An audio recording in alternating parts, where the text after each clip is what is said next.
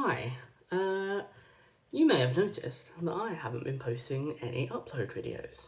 Uh, that's because things went a little bit unexpected. So I'll try and explain the best I can. I didn't, I didn't on purpose stop doing the TDR. So at first, I was just lazy with uploads. Changes weren't that big, so I was kind of like, I don't know if I can be bothered, I'll just do them less frequently. And then some weird stuff happened. So, I was doing the total diet replacement with Oviva, which I followed religiously without any issues, never cheated or anything. I found it surprisingly easy.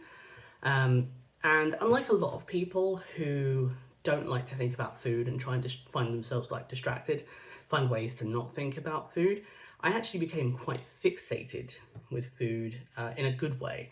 I got very into health research and looking into ways to improve my diet so that when I could eventually go back on food, I'd be able to eat better. And that was essentially how I spent my time, building recipes and creating a document of meal plans. And I got very, very into that. And that was, for me, a really good way to spend the time. So I got to, I think it was around the 6-week mark or just before the 6-week mark. And I'll tell you now, I didn't lose as much weight as a lot of people on YouTube say that they do with the TDR. In total, I lost just over 20 pounds, so over 9 kilograms. I apologise, I tend to use pounds. I know that's very American, but I find the numbers easier for some reason. So I lost around 20 pounds. Things were going well, with like normally between 1 and 3 pounds gone per week. It was quite up and down. Like I never gained, I think obviously with the amount of calories I was on, but some losses weren't very big. And sometimes I worried about that. But then, I'll start a bit earlier in the story. Sometimes during the TDR, I experienced quite bad back pain. Now, I'm chronically ill and disabled, so I'm no stranger to pains, and especially back pain. But these pains were new, which was kind of weird, and they were like in the bottom lower part of my back. But I just put it down to, well, that's a new pain for me that I have to deal with because I get new pains and body issues all the time. That's just part of my life. But then, one day, I woke up and had abdominal pains on, I think it was my left side. Now, I've had appendicitis in the past, so I knew it wasn't appendicitis, so that was good. I do still have my appendix. And at first, the pain was just kind of unpleasant, and then it rapidly got worse, and I called 111 for NHS guidance and was told to go to the walk-in centre that day. So I did that, and I waited for hours.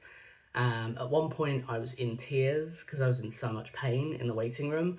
And finally, once I got seen by the doctor, the pain subsided, and they were just like, might have been like some kind of bowel spasm, and that was it. They were just like, if it gets worse, go to A&E. So I was like, okay, cool, that's that. And then the next day, I woke up and the pain was on the other side of my abdomen, which was weird. Apologies if you can hear noises. One of my cats is drinking from his water fountain, and he doesn't know how to do that quietly. So this abdominal pain ramped up in pain very quickly. I got out of bed, immediately left the house to go and buy some painkillers because I didn't have any in the house. And by the time I got back and took some paracetamol, I was like, oh, fuck, and went and called a cab and went to A&E. So, you know, I've had appendicitis, I've been hospitalised for a few different things. I have never been in so much pain. Like, I avoid the hospital like the plague. I hate going to the hospital. Being a single disabled person, it's very scary. You're on your own. And like, I was just in so much pain. It's the first time I've ever been like, I can't do anything else. I can't ask anyone for advice. I have to go to the hospital right now. By the time, thankfully, they were great. They saw me really quickly. I mean, the process was A&E. it's slow, but I was in so much pain that they triaged me and got me pain relief super fast, which is another thing I've never had at the hospital before. I've been to A&E a few times for different stuff. I've never immediately been given pain relief because I was whining and whimpering in pain. I couldn't stay still. I was in agony. But they gave me pain relief, and that really helped. And then some hours later, they were like, "There's blood in your urine." And I was like, "Cool." So they thought I might have kidney stones. It was taking so long, I needed to have a CT scan, so I had to go back home and then come back again in the next morning, went to urgent care, got a CT scan, seen quicker than I had ever been seen in urgent care, and was told, yes, you have kidney stones. Now, I have no proof that the diet caused kidney stones. It shouldn't cause kidney stones, but the pain and the symptoms only came on from doing the TDR. I did do some research and it's very rough. There is a suggestion that extreme dieting and rapid weight loss can prompt the growth of kidney stones. So I told Oviva that, and I was just like, FYI, this all happened. They were useless the entire time, by the way. I was giving them updates on what was happening, never got any response from them. 99% of their messages are AI generated bollocks based on the messages that you've sent them and AI generated responses to meals that you log on the app. I genuinely don't know if the staff that label themselves as dietitians are genuine qualified dietitians. I think that they're admin staff, personally. But that's kind of a gripe for another day. I have many issues with Oviva, and I can't genuinely recommend them as a service, even if the things that they provide can be helpful. They themselves are not. But eventually they got back to me and were just like, okay, we've had to register this as an incident, and we think you should stop doing the TDR. And I was like, yes, I agree. I think I should stop doing the TDR because if you have kidney stones, you need a low sodium diet and you need to be having plenty of calcium. And whilst their meal replacement shakes are designed to be nutritionally balanced in every way, I still wanted to be able to start shaping a diet that would ensure that my pain would not get worse. I'm happy to report that it hasn't. I'm very lucky in that I have only little kidney stones. They don't need medical intervention, thank Christ. But yeah, so I basically skipped the last 2 weeks of just being on the shakes and went straight into the food reintroduction process, where you swap a shake for a meal a day. So basically you go from 4 shakes a day to 1 meal and 2 shakes, and then 2 meals, 1 shake, then 3 meals, week by week by week for 3 weeks. And I did that. So I then started slowly reintroducing food, and through no help from Oviva whatsoever, they have now changed their app. When I was first doing it, for the reintroduction stage, they didn't have recipes or anything to suggest what sort of food you should have. They do now have that. They literally reintroduced it the week before. They updated their learning modules when I was due to have food. But by that point, I'd already done my own research and prepared what I was going to eat. So it's been a few weeks since then, so I've been on full-time food for quite a while now. When I went back on food, it was fine to begin with, and then when I was fully on food, I did gain weight. I gained about 3 pounds over the course of 2 weeks. It was half a pound and then 2.5. However, after I gained 3 pounds, I then lost 5.6 pounds in a week, and subsequently then lost a bunch more. So I have lost, I think, after the gain, I then lost over 7 pounds. So, and that's purely through food and dieting, which is what I'm now continuing to do. I've just this week lost another 2 pounds. I'm trying to maintain a 1 to 2 pound loss each week, because that's a healthy way to do things. So I am on quite a restricted diet. I have a calorie deficit, and I've also started to incorporate, so I cycle for half an hour, stationary cycling with an exercise bike, nearly every day, so about 5 times a week, along with before and after stretches. This week I'm going to start incorporating gentle strength training. I found a very approachable, beginner-friendly 25-day challenge, which, if I remember, I'll pop down in the description if anyone else is interested. Because again, as a disabled person, strength training is very intimidating. but I know that in order to not just lose weight, but also get your body in a better condition, you can't just do cardio, you do also need to do strength training, so that's why I'm going to finally start getting that into gear. But basically, through my own means and through no help through Oviva, I am now slowly losing weight after the initial weight. Despite my issues with Oviva, I found the TDR process invaluable because I didn't have food for so long that I now have far less cravings. I do still have food noise. I do still have food cravings and the occasional snack, but the difference is that now I calorie track everything, which I didn't want to do, but I'm finding it very beneficial with the knowledge that eventually I'll reach a stage where I don't have to do that anymore. But I use MyFitnessPal to calorie track everything I have.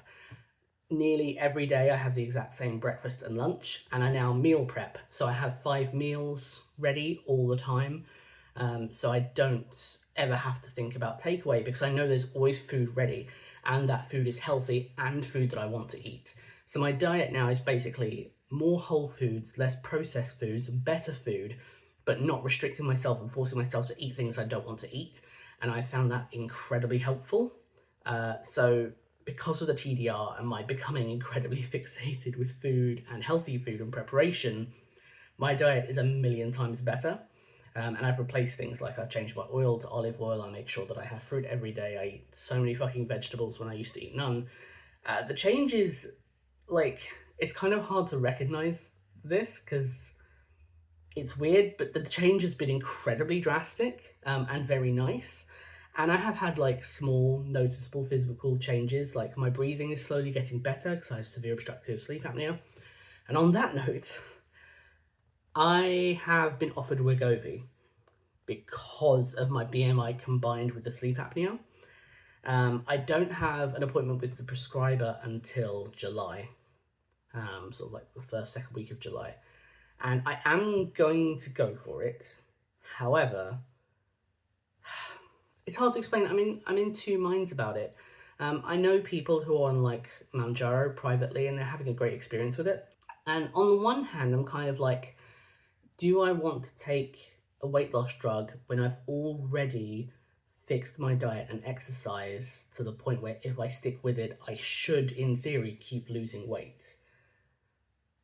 Because things like Wegovy and Mounjaro, GLP-1s, semaglutides, they do not make you lose weight.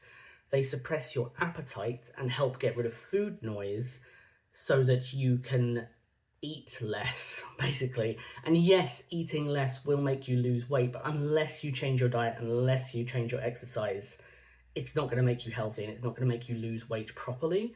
So you still need to do those things, and I've done those things, but I do get food noise. It's nowhere near as bad, and I don't succumb to stuff. I only have very limited things in the house, and I will not buy additional things. Like when I'm doing my meal prep shopping, I won't buy things I don't need, which helps. Obviously, if there's less temptation in the house, you can't fall to temptation if the thing isn't there. But I am going to give it a go just to see what a difference it makes if it cancels out a little bit of food noise.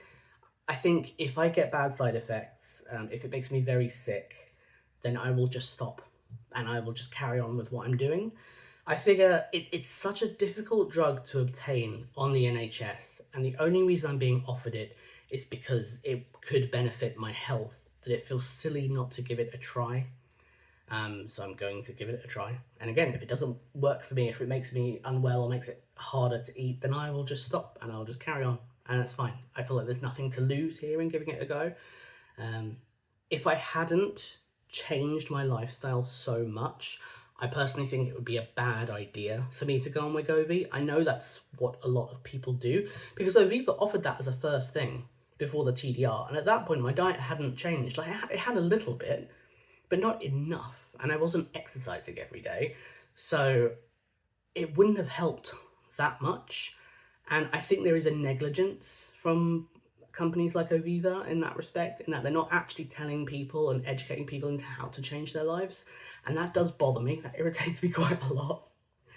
But I shouldn't spend half an hour on my soapbox rambling about that. So, in a month or 2 months or whatever, I'll probably start Wegovy. If anyone is interested, I can do videos on that, and whether or not I have side effects, if I have side effects, what those side effects are. I'm more than happy to do that. I'll probably make more videos at some point if my weight loss continues, just to talk about that. If people are interested in the food I eat, I'm happy to do like a quick little video on that.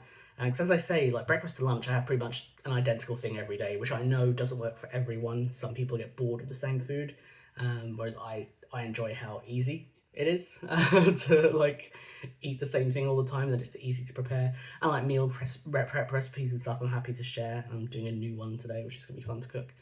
But yeah, I think my biggest takeaway from this experience so far is that having the boost in losing 20 pounds to get started was incredibly helpful, and the time away from food was incredibly helpful. But ultimately, the best thing that you could do for yourself is educate yourself on how to change your diet and your exercise, because otherwise, ultimately, when you're left to your own devices, you're just going to be fucked. It's honestly that simple.